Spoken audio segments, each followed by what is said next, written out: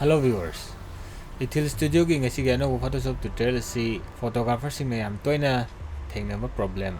haibadi sumaina hoina yum ama kape building ama kape the building is chawbani na hoi mathaki sarok si kitang phaijanba pixanba si kamai tawga Photoshop to fix tawkudi haibadi gi matang semjaga da video ni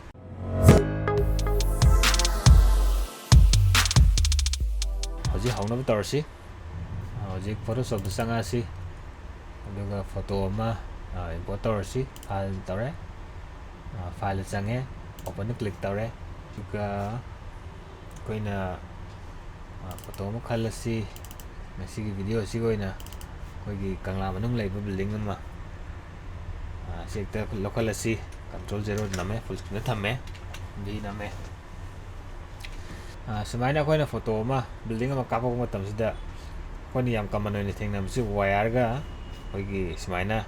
koina rom da si pixel ai se ai building chawbadi na koina fajana straight oina kapaga su tang phaiba si kawanda fix tawgade have si matang semjaga video ni hoji horsi amada duplicate am lorsi control J aduga amada wire jan lokto si lokto bugi tool se sigi sport healing tools nek ta lokto si brush se tang pixel asi second bracket oina ram gi second bracket ga third bracket ga yawo si pixel asi aduga scroll zoom torsi scroll zoom ya da do kwandro ga hapa da ge have do ai mathagi video asida yarabni te yang biro scroll zoom tawre brush ki tang pixel le aduga click tawre aduga koigi brush straight oina ba shift name aduga click tawre tadi brush straight oina sale brush ki tang chawmali ki tang pixel si tang pixel le aduga click tawre aduga sai dong click tawre straight oina sale brush se dong click tawre aduga amsu click tawre straight oina sale adugiti ani click tawraga koigi straight line oina wire si straight oi bani na ana straight oina muthale sai su click tawre an tawraga lock thoe wire si ani ju wire ju lock tho asi leire ya click tawre shift name aduga click mathang click ta straight line ama form tawre amko su click tawre an tawraga dum lock tho asi hi tutorial ni yamna nana tawrege tu bitane tawrse click tawre shift name tawre sumaina straight line da lock tho ga lock tho asi click tawre lock tho tay thì khangre hay da mate ma khangi ni lock tho si click tawre lock tho sumaina to na ham bagi wire lock tho bagi process lere after before am tang yeng si sigina wire lock tho kre sigin hana wire yaram budani ni wire lock tho ga dan fazana dum nana dum lock tho kre ji ani su bu taw si amko su duplicate lor si sigina khoi gi building si same ase ida amada si center si hana same ase si center si kawan straight oi khangna bi dong ta guide am lor si koi kari guma sida koi gi ruler am thoi se kari guma thom ta su control R da namaga hide tawni kari guma sumana thok ta bi leram ta ga su control R dam ka namaga mu su so taw duni ada ruler so to la si control R namaga aduga sigi mouse sina ruler da pukhalaga kogi ruler sidagi click tawraga chingtharak matamda kogi line am chingthare si guide koi si blue line am chingthare si sim chingthaduni somna kandigi konji pam sidi straight oina leibu pam bani na somna kandi lower si aduga thamsi si almost straight ti oire kitang di phai adu chumtho asi adigi lowring asida koi aning bala horsi nakang ji ju semdeni na sai dang thamasi aduga sai dang thamasi asigi mutulum khale mutul khalaga koigi mouse na line sin pusan matam sida koigi arrow si symbol on kre symbol on taraga di click taraga drag taw ya duni ado chingtare ꯁꯤ ꯐ꯭ꯂꯣꯔꯗꯤ almost ꯑꯗꯨꯝ ꯌꯥꯔꯦ ꯃꯥꯟꯅꯔꯦ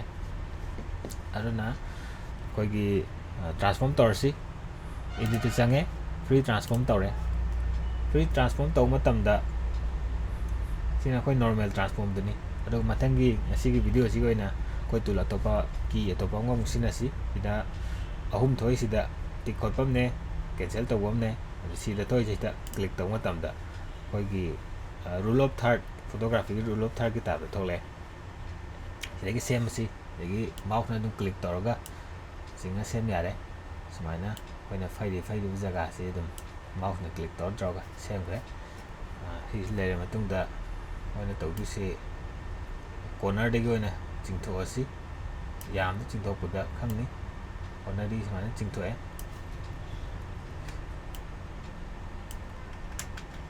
ꯁꯤꯁꯨ ꯀꯣꯔꯅꯔꯗꯒꯤ ꯆꯤꯡꯊꯣꯛꯑꯁꯤ ꯀꯩꯝꯇ ꯅꯝꯗꯕꯤꯗ ꯑꯗꯨꯝ ꯀꯣꯔꯅꯔꯗꯒꯤ ꯆꯤꯡꯊꯣꯛꯑꯒ ꯌꯥꯔꯦ ꯀꯤꯗ ꯅꯝꯃꯒ ꯑꯃꯨꯛ ꯆꯤꯡꯊꯣꯛꯑꯁꯤ ꯁꯤꯁꯨ ꯇꯧꯔꯁꯤ ꯒꯥꯏꯗꯁꯦ ꯈꯤꯇꯪꯒ ꯀꯩꯅꯣ ꯇꯧꯁꯤ ꯆꯤꯡꯊꯣꯛꯑꯦ ꯀꯣꯔꯅꯔꯗꯒꯤ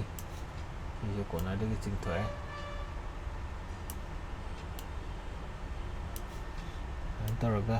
ꯑꯣꯜꯃꯣꯁ ꯁ꯭ꯇ꯭ꯔꯦꯠ ꯑꯩꯈꯣꯏ ꯃꯤꯠꯌꯦꯡꯐꯝꯗ ꯁ꯭ꯇ꯭ꯔꯦꯠ ꯑꯣꯏꯍꯜꯂꯦ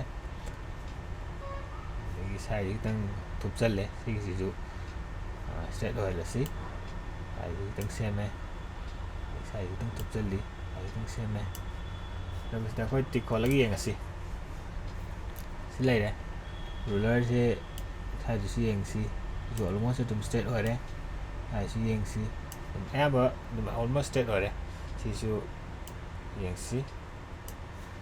ꯄꯔꯐꯦꯛ ꯅꯠꯇ꯭ꯔꯒꯁꯨ ꯈꯔ ꯃꯈꯩꯗꯤ ꯁ꯭ꯇ꯭ꯔꯦꯠ ꯑꯣꯏꯔꯦ ꯑꯥꯐꯇꯔ ꯕꯤꯐꯣꯔ ꯑꯝꯇꯪ ꯌꯦꯡꯁꯤ ꯁꯤꯁꯤꯅ ꯁꯦꯝꯃ ꯃꯇꯨꯡꯗ ꯂꯩꯕꯗꯨꯅꯤ ꯁꯤꯁꯤꯅ ꯍꯥꯟꯅ ꯂꯩꯔꯝꯕꯗꯨꯅꯤ ꯁꯤꯁꯤꯅ ꯍꯧꯖꯤꯛ ꯁꯦꯝꯃ ꯃꯇꯨꯡ ꯂꯩꯕꯗꯨꯅꯤ ꯁꯤꯁꯤꯅ ꯍꯥꯟꯅ ꯂꯩꯔꯝꯕꯗꯨꯅꯤ ꯑꯩꯈꯣꯏ ꯆꯦꯟꯖꯦꯁꯁꯦ ꯑꯗꯨꯝ ꯎꯕ ꯐꯪꯉꯦ ꯁꯤꯗ ꯄꯦꯟꯕꯤꯔꯒꯗꯤ ꯁꯤꯗ ꯑꯗꯨꯝ ꯂꯣꯏꯁꯤꯟꯕ ꯌꯥꯔꯦ ꯀꯩꯒꯨꯝꯕ खितंग फजदे हायगसु खितंग मतोन खितंग पिक्सलनिंगसु खितंग पिक्सलगा कोई रियलिस्टिक ओइनबा सेम यारे आई ngasi ट्यूटोरियल से स्ट्रेट ओइबि सेमने ने खितंग स्ट्रेट ओइनबनी नाकनानी ने मयाई ने अदि अखोइगी सिगी गाइड सि लक्थोके हाय तादि हाइड तोके हाय तादि कंट्रोल नंबर आइस नम तमदा गाइड से मांगरे अंगुस थोन गे हाय तादि कंट्रोल अंक नमे आइस नमदा गाइड थोलकदुनी कंट्रोल नमे आइस तोरा गाइड लक्थोए अरो कंट्रोल नमे आर नमे रूलर लक्थोए अरो एफ नमे फुल स्क्रीन थमे अंक एफ नमे फुल स्क्रीन लाए अरो कंट्रोल 0 नमगा कोई सुमाइना फोटोशॉप ता दुम फुल स्क्रीन येंगा खर चाउन येंगादी